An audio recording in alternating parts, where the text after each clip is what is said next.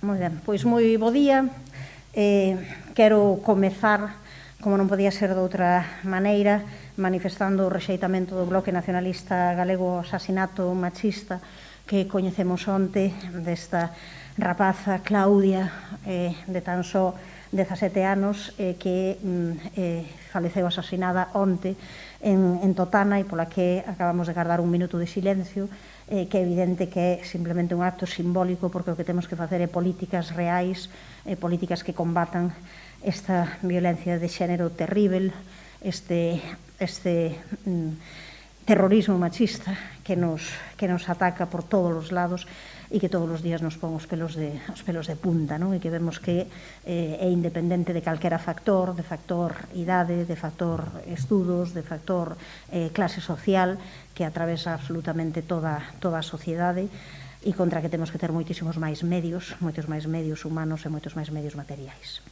O que queríamos tratar na rolda de prensa de hoxe era referido aos orzamentos deste Concello, unha vez que hoxe tivo lugar a Comisión de Facenda, onde se ditaminou o proxecto de orzamentos do Concello de Santiago para esa anualidade de 2022, un proxecto que, como é sabido, vai ir a un pleno extraordinario que vai ter lugar o próximo martes 15 de febreiro. O primeiro que o BNG quere manifestar é que esta proposta orzamentaria chega moi tarde, vai se debater o 15 de febreiro, polo tanto son xa 3 meses perdidos desde que se debate até que entra en vigor para a execución dun orzamento importante, certo? Un orzamento que sobe os 133 millóns de euros, incluído o orzamento consolidado dos entes autónomos, máis que se sitúa case prácticamente nos 130 millóns de euros para o Concello en particular. Preocúpanos que chegue tarde, non única e exclusivamente porque sexa algo habitual, reiterado, senón porque, que pasa? Que hai unha baixa execución repetida e reiterada, unha baixa execución nos anos anteriores, unha execución que no ano 2021, a 30 de setembro, estaba situada no 9,83%, en menos do 10% no capítulo de obras e investimentos. E claro, que veremos se chega a finais de ano ao 25%. Claro, o ano anterior, o ano 2020, estivo no 21,85%. Por tanto, claro, con sorte, gastaríamos unha cuarta parte do que hai para gastar. É por iso que entre as condicións que o BNG puxo para negociar coa Concelleira de Facendo é que nos vaya dando conta do grau de execución xeral e tamén do grau de execución particular daquelas partidas que foron propostas do BNG, daquelas cuestións que foron propostas do BNG, e que iso é aceptado, neste caso, termos esas reunións periódicas para ver como vai indo o orzamento. E como xa anunciáramos con anterioridade, é certo que foron varias as propostas que o PSOE aceptou, das 40 que o BNG puxo en riba da mesa, tendo en conta cuestións que foran debatidas xa en pleno, aprobadas por maioría e que responden a demandas veciñais, non? As máis relevantes, as axudas para os sectores afectados pola COVID e polas obras, ou a reserva dunha cantidade para saneamento e abastecemento no rural, unha cantidade que finalmente vai ser de 841.600 euros, aínda que a nosa demanda era, xunto coa Federación de Asociacións Rurais de Compostela, d'1 millón de euros, despois de varios anos incorporando cero para este concepto.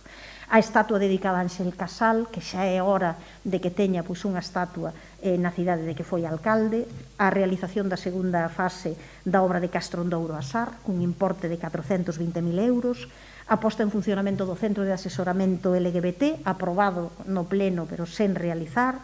o novo parque de skate en Conxo por 150.000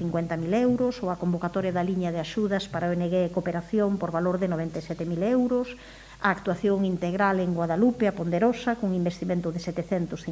euros, o compromiso de instalacións deportivas, como a piscina de Santa Marta ou a cidade da Raqueta, a mellora na rúa Mallou, cun investimento de 350.000 euros, ou o servizo de control das empresas concesionarias, unha cuestión que o BNG leva poñendo durante anos e anos en riba da mesa, igual que fixo no seu día co fraccionamento dos impostos, e que, por fin, parece que vai ser unha realidade. Ou a realización dos estudos necesarios para conseguir a accesibilidade, para mellorar a contorna e humanizar as rúas Bispo Teodomiro e o barrio da Estila e a Avenida de Salamanca. E tamén outros compromisos que son máis de negociación, pero de negociación potente, constante, de negociación que non sexa simplemente escribilo nun papel, senón que intentar conseguir que outras administracións se impliquen e conseguir que o noso Concello teña un centro de día nas Fontiñas e un conservatorio de danza, que se poidan poñer os terreos a disposición, pero que realmente consigamos que a Xunta de Galiza se implique para que isto sexa unha realidade. Ou a incorporación inminente do crédito necesario para dotar a Rocha Forte dun local multiusos, imprescindível para unha veciñanza das máis activas no Concello. É certo tamén, dixémolo no seu día, e temos que volvelo a poñer de manifesto porque esa situación non mudou, que houbo outras cuestións de interese e outras cuestións tamén aprobadas no Pleno que ficaron no tinteiro, como a negativa a facer novos aparcadeiros públicos, unha das cuestións que o Bloque Nacionalista Galego leva defendendo, ou as obras de humanización do Restollal, cuestións ademais que o propio Partido Socialista prometera en época de campaña electoral e que é evidente que xa non indo neste orzamento non vai levar a cabo, ou o plan de mellora do remate das obras de Vista Alegre, que non é de recibo que continúen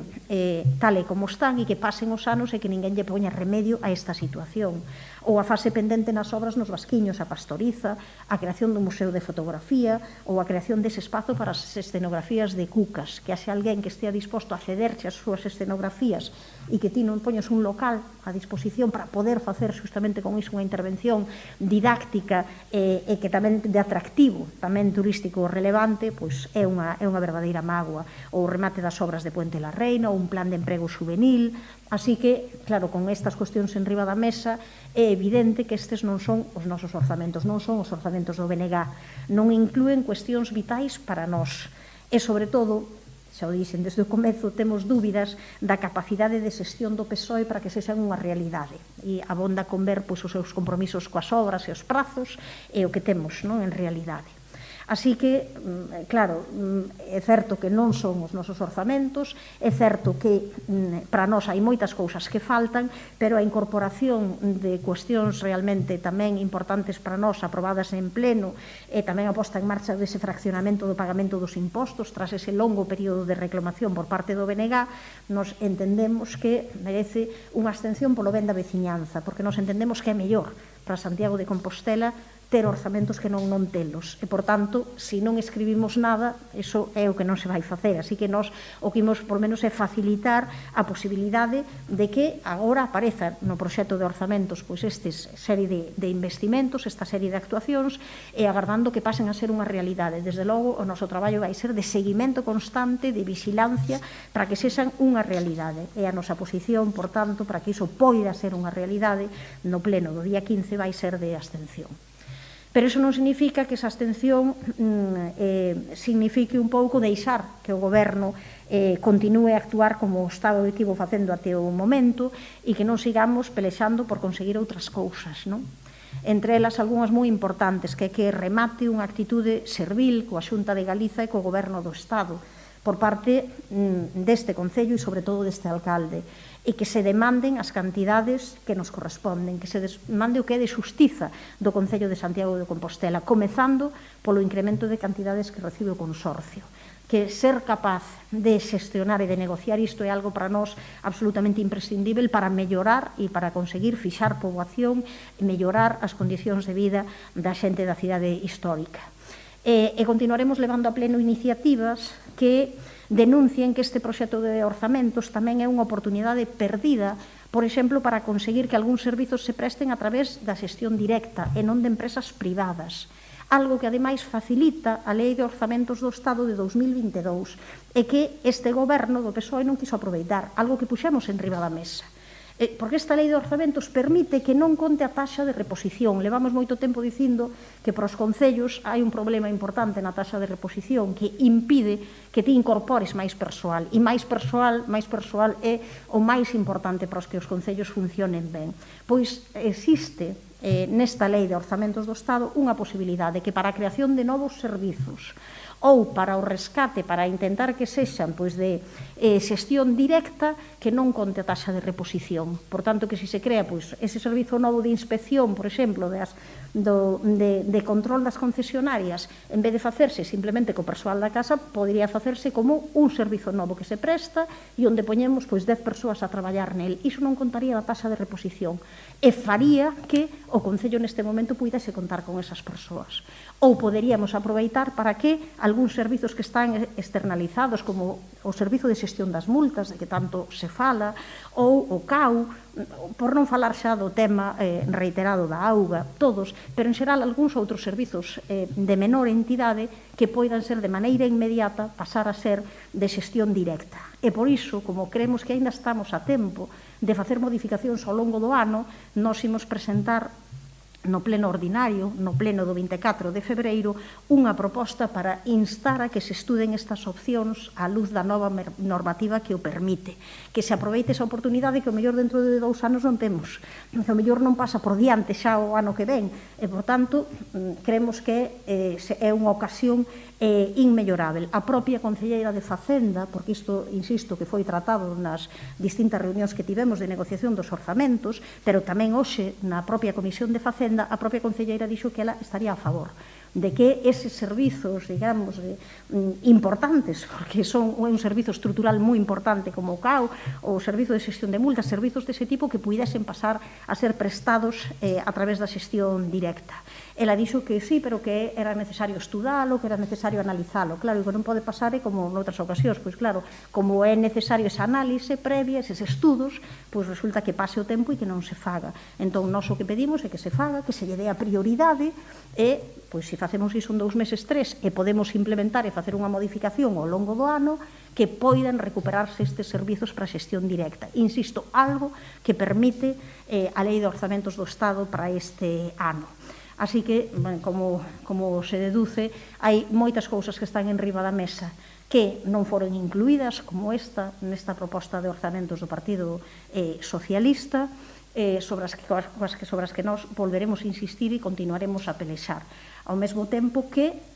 faremos un seguimento intenso de todas aquelas que sí incluíron a proposta do BNG e que queremos que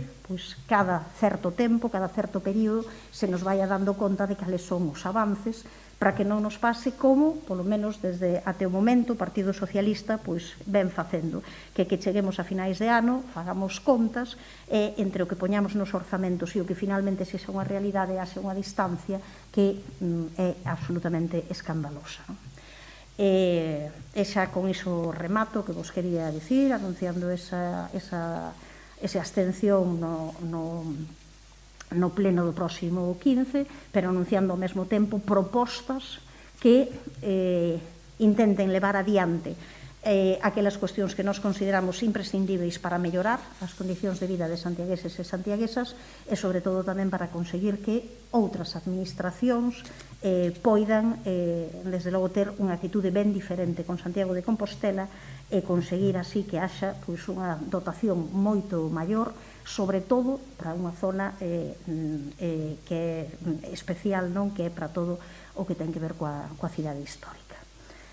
Con iso remato, non sei se tedes algunha pregunta, alguna cuestión que queirades formular. Unha execución a finais do 2021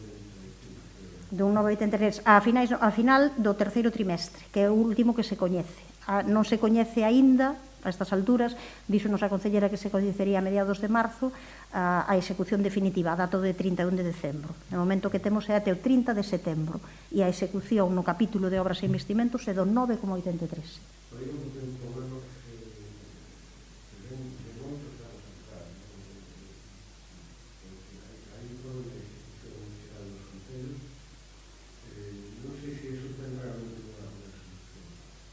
A ver, é un problema que está claro que é estrutural, é un problema que ten que ver tamén coa taxa de reposición, con cada vez os concellos teñen menos efectivos económicos,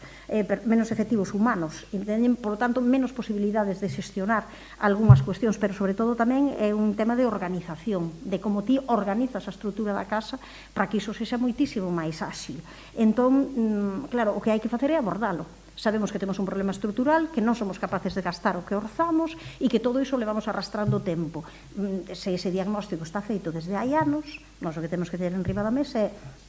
que facemos para que iso mellore. Entón, hai unha cuestión fácil,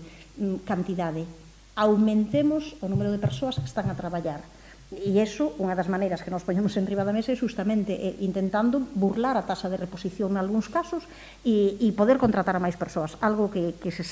non quere facer nestes momentos o Partido Socialista ou que non se atreve a facer. Creo que é un pouco cobardía non facelo. Pero hai outra, que é a cualitativa. Miremos se realmente non hai o mellor servizos que estean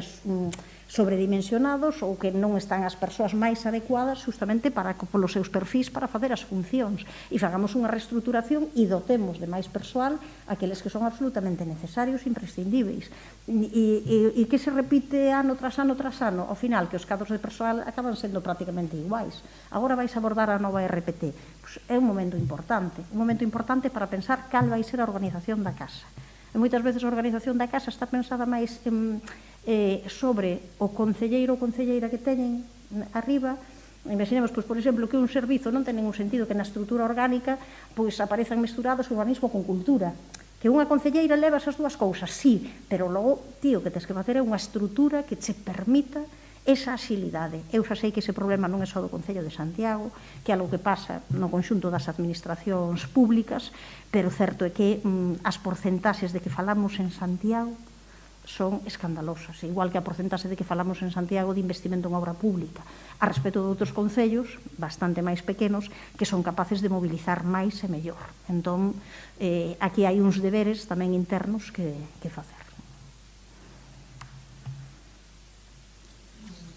Non hai máis preguntas. Vale, moi ben, pois até outra logo.